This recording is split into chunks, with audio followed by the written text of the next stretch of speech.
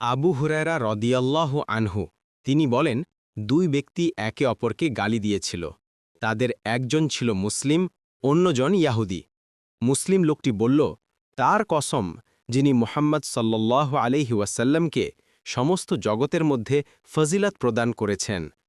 আর ইয়াহুদি লোকটি বলল, সে সত্তার কসম, যিনি মুসা আলাইহিসসালামকে সমস্ত জগতের মধ্যে ফজিলত দান করেছেন। এই সময় মুসলিম ব্যক্তি নিজের হাত উঠিয়ে ইয়াহুদির মুখে চড় মারল। এতে ইয়াহুদি ব্যক্তিটি নবী সাল্লাল্লাহু আলাইহি ওয়াসাল্লামের কাছে গিয়ে তার এবং মুসলিম ব্যক্তিটির মধ্যে যা ঘটেছিল তা তাকে অবহিত করল।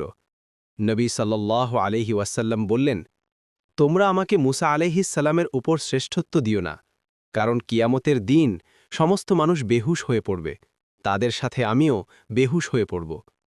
তারপর সকলের আগে আমার হুঁশ আসবে, তখন দেখতে পাব মুসা আলাইহিসসালাম আরশের এক পাশ ধরে রয়েছেন।